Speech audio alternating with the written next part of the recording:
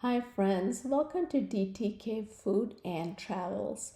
Please do like, share, and subscribe to our channel. Today we're going to visit the Hagia Sophia. It's located in Istanbul, Turkey. So we went there this past June, July for our vacation. So if you want to see all the major attractions in Istanbul, I would recommend that you stay at least for a couple of days in an area called the Sultan Ahmet area. That's the old city, and a lot of places like the Hagia Sophia, the Blue Mosque, the Topkapi Palace, the Grand Bazaar, Spice Bazaar, it's all located around that area. So this way you can just walk to all these attractions without having to rely on taxi or Uber or the trams or anything. And that's exactly what we did for 3 days. We stayed in the Sultan Ahmet area, and the first day we got there in the evening, we just visited the Sultan Ahmed Square. From there, you can just look, and it's just a nice area to visit in the evenings and just hang out. And the next day, we hired a tour guide and walked over to the Hagia Sophia.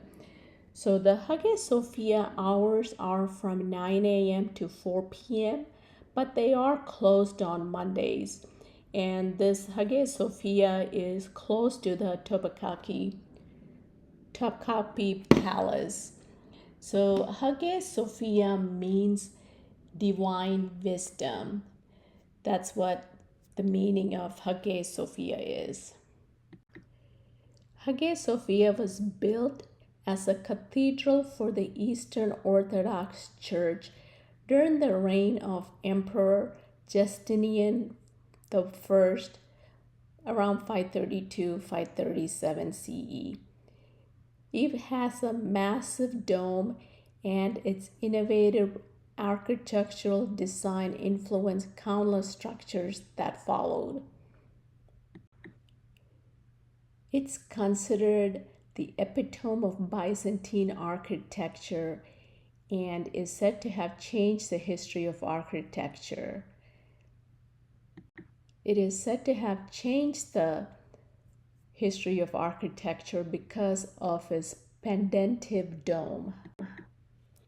The pendentive domes enable the construction of large, impressive domes over square or rectangular spaces, which is a common feature in many architectural styles, especially in the Byzantine and Renaissance churches. Hagia Sophia served as the cathedral of Constantinople in the Byzantine liturgical tradition from 360 until 1453. After the fall of Constantinople in 1453, it served as a mosque, having its minarets added soon after.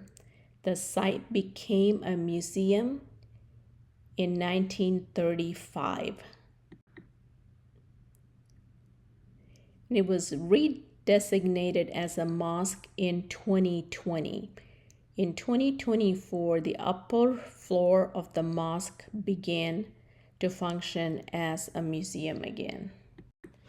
The Byzantine Institute of America was initially responsible for uncovering and restoring the mosaics of Hagia Sophia in the 1930s and 40s. Later, Dumbarton Oaks took over the project oversight in 1953, and they still continue to document the buildings and its mosaics. So later on, the Fasadi brothers under the Ottoman Sultan also worked on preserving the mosaics in the 19th century. Italian architects Fasadi brothers were commissioned by the Ottoman Sultan Abdul Majid in the 19th century to restore Hagia Sophia. They documented and covered the mosaics, preserving them for future generations. While the Fossati brothers preserved the mosaics through covering them, the Byzantine Institute focused on revealing and restoring the mosaics. And the Dumbarton Oaks continue to document and study them today. Hope all of you will get to visit the Hagia Sophia one of these days. It is one of the most beautiful places in the world that you can visit. We thoroughly enjoyed our visit. That's the dome right there. That was the pendant dome I was talking about there earlier. And one thing about this place, females cannot wear any sleeveless outfits. You have to cover your head and your shoulders with a scarf, and no shorts allowed. And men cannot wear shorts. So they'll give you these disposable scarves or these disposable dresses that men and women can wear if you don't have the appropriate attire.